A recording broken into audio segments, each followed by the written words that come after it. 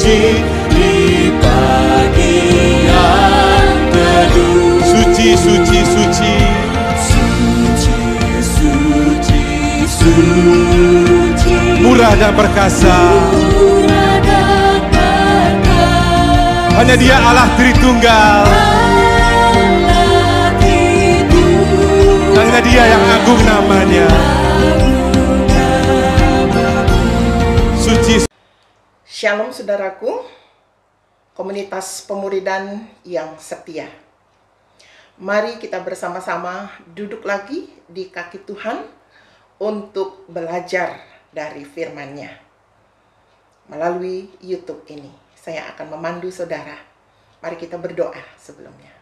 Tuhan, terangi lagi hati kami, supaya kami mengerti kebenaran yang akan Engkau ajarkan. Dan kami siap untuk melakukannya dalam nama Yesus. Amin. Nah, saudara, siapkan Alkitab saudara.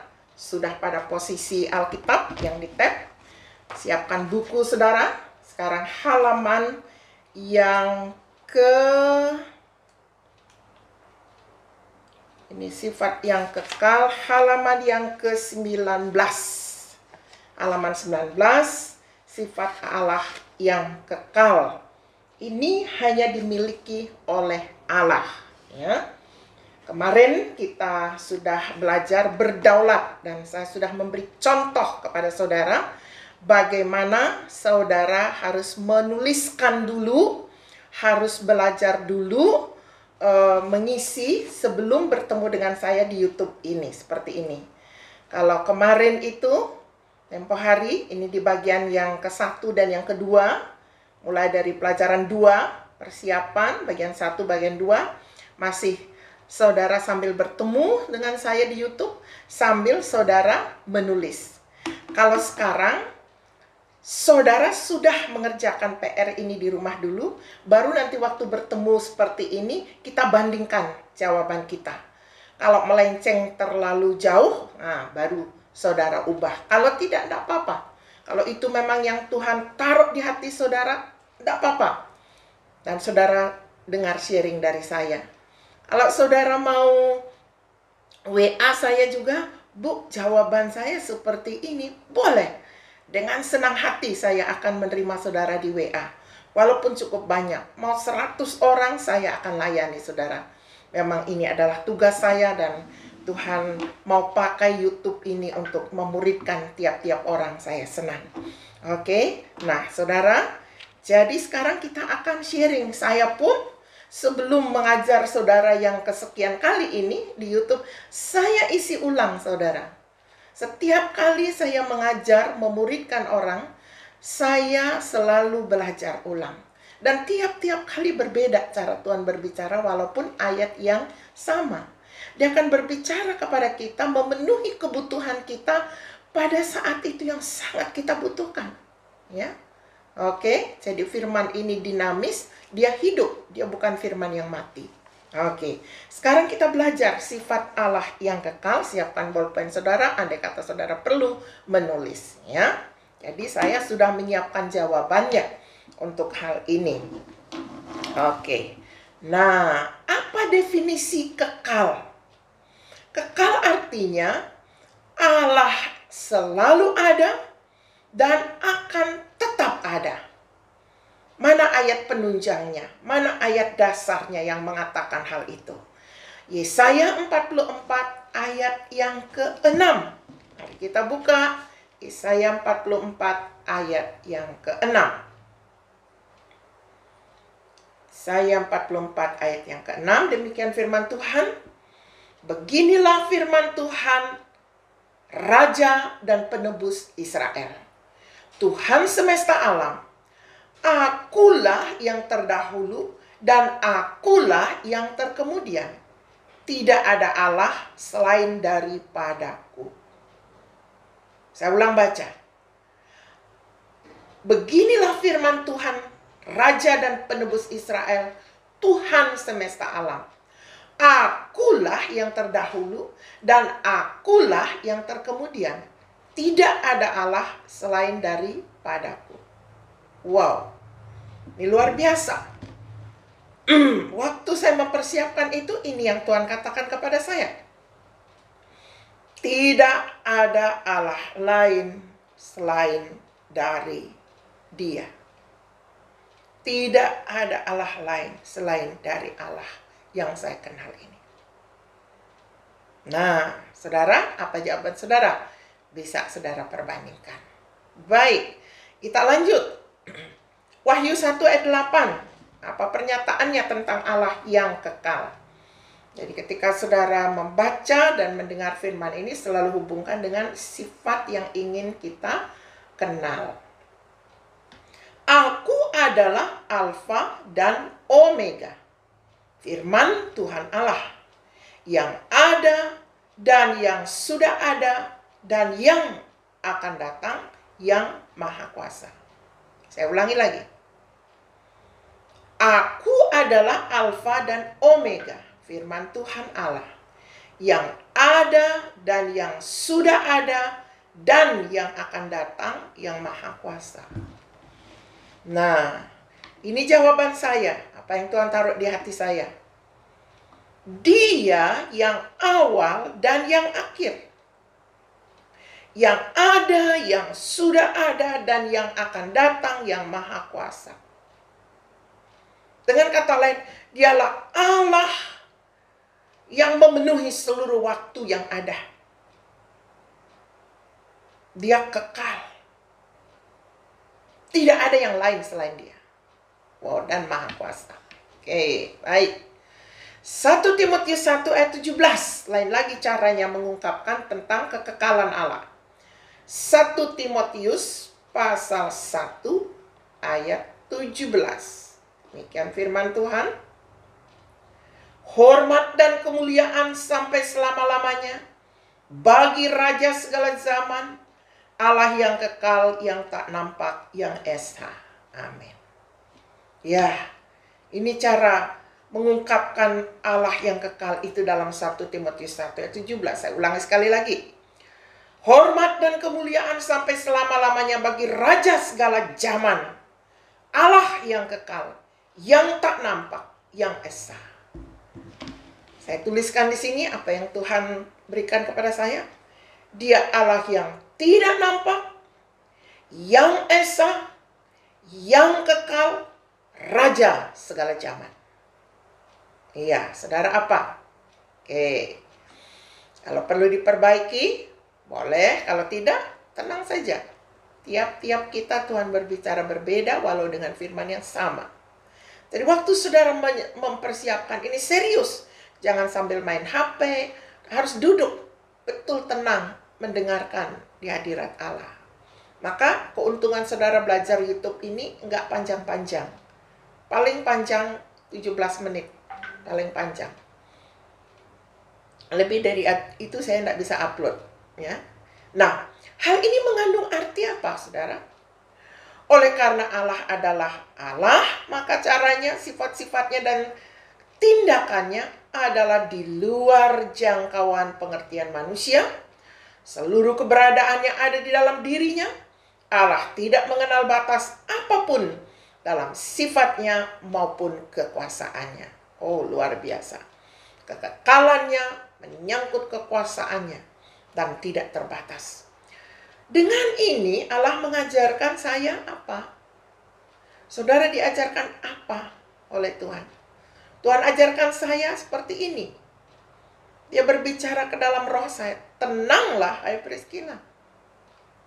Engkau telah menjadi milikku.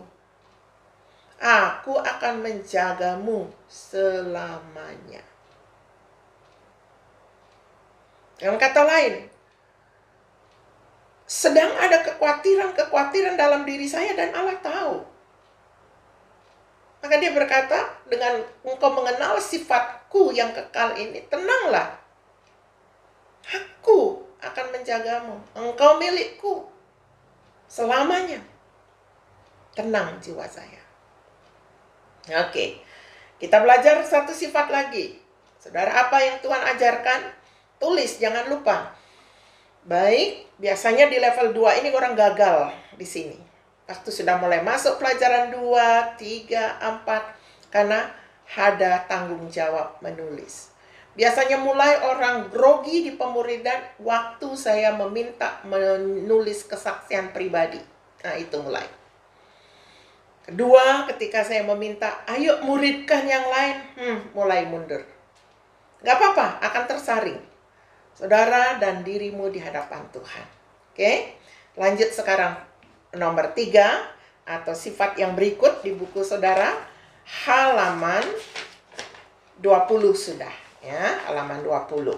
Tidak berubah. Kalau saya, walaupun di situ tidak ada nomor, saya nomorin supaya otak saya gampang ingat. Jadi saya kasih nomor 3 di buku saya seperti ini. Ya. Oke. Tidak berubah. Apa definisi tidak berubah? Allah tetap sama dalam sifat, watak, dan kehendaknya. Ia tidak perlu berubah dan tidak dapat dibuat supaya berubah. Wow, ini hebat. Allah tidak berubah, ia tetap sama dalam sifat, watak, dan kehendaknya. Ia tidak perlu berubah dan tidak dapat diubah supaya berubah. Ya. Nah, mari kita lihat ayat pendukungnya. Mazmur 102 ayat 25 sampai 28. Mazmur 102 ayat 25 sampai 28. Demikian firman Tuhan. Dahulu sudah kau letakkan dasar bumi dan langit adalah buatan tanganmu. Semuanya itu akan binasa, tetapi engkau tetap ada. Dan semuanya itu akan menjadi usang seperti pakaian. Seperti jubah, engkau akan mengubah mereka. Dan mereka berubah. Tetapi engkau tetap sama dan tahun-tahunmu tidak berkesudahan. Anak hamba-hambamu akan diam dengan tentram. Dan anak cucu mereka akan tetap ada di hadapanmu. Ya, ini tentang Allah yang tidak berubah. Saya ulangi lagi membaca. Dahulu sudah kau letakkan dasar bumi, dan langit adalah buatan tanganmu. Semuanya itu akan binasa, tetapi engkau tetap ada. Dan semuanya itu akan menjadi usang seperti pakaian. Seperti jubah engkau akan mengubah mereka, dan mereka berubah. Tetapi engkau tetap sama dan tahun-tahunmu tidak berkesudahan. Anak hamba-hambamu akan diam dengan tentram, dan anak cucu mereka akan tetap ada di hadapanmu. Puji Tuhan. Apa yang Tuhan katakan melalui firman-Nya ini? Ketika saya belajar mengisinya, ini saya sudah tuliskan. Semua ciptaannya akan binasa. Tapi Dia, Sang Pencipta, tetap sama. Dan anak-anak hamba-hambamu atau anak saya akan diam dengan tentram. Anak cucu mereka, anak cucu dari anak saya akan tetap ada di hadapanmu. Wow, buat saya ini luar biasa. Jaminan yang luar biasa. Bukankah kita mau anak cucu keturunan kita berjalan di dalam terangnya? Ya. Bagi saya itu kerinduan saya yang terbesar. Lebih daripada yang lain. Karena jika mereka berjalan di dalam terangnya, Allah yang maha tahu, Allah yang maha pencipta itu akan memberikan apa yang mereka perlukan. Oke, saudara, apa? Saudara bandingkan. Lanjut lagi, Ibrani 13 ayat 8. Ibrani 13 ayat 8 untuk menunjang sifat Allah yang tidak berubah. Ibrani 13 ayat 8. Apa yang dikatakan? Yesus Kristus tetap sama baik kemarin maupun hari ini dan sampai selamanya. Ya, Yesus Kristus tetap sama, tidak berubah. Ya. Saya sering katakan, bukan seperti manusia. Pagi tempe, sore tahu Allah tetap sama, Yesus Kristus tetap sama. Jadi apa yang Tuhan bicara dalam hati saya, Yesus Kristus tetap sama, baik kemarin, hari ini, dan sampai selamanya. Puji Tuhan. Hal ini mengandung arti Allah tidak akan pernah berubah. Ia berkehendak memberkati umatnya dan menarik semua orang kepadanya. Harus tahu ini. Jadi semua orang yang ada di hadapan saudara, Allah ingin ditarik kepadanya. Dia ingin memberkati saudara sebagai umatnya dan menarik semua orang datang menjadi umatnya. Kita dapat mempercayai dia, memenuhi janji-janjinya, asalkan kita mentaati perintah-perintahnya. Dengan ini Allah mengajarkan apa kepada saya? Saya tidak perlu khawatir akan apapun, sebab ia dan janjinya tidak berubah. Dengan kata lain, saya yakin anak cucu saya akan hidup di hadapan hadiratnya. Oke, baik saudara. Nah, inilah dua sifat yang kita belajar hari ini. Ya, pendek-pendek saja. Dan saudara harus lanjut kerjakan sifat yang maha kuasa dan maha tahu. Mungkin setiap kali ketemu saya hanya mampu 2 supaya tidak terlalu panjang. Baik, kita berdoa. Kalau ada yang saudara mau WA ke saya, silahkan. Kita berdoa. Tuhan, terima kasih. Semakin kami mengenal-Mu, semakin kami mengasihi-Mu ya Tuhan. Tanamkan kebenaran ini di hati kami. Jiwa kami tenang semakin mengenal-Mu. Dalam nama Yesus. Amin. Sampai jumpa.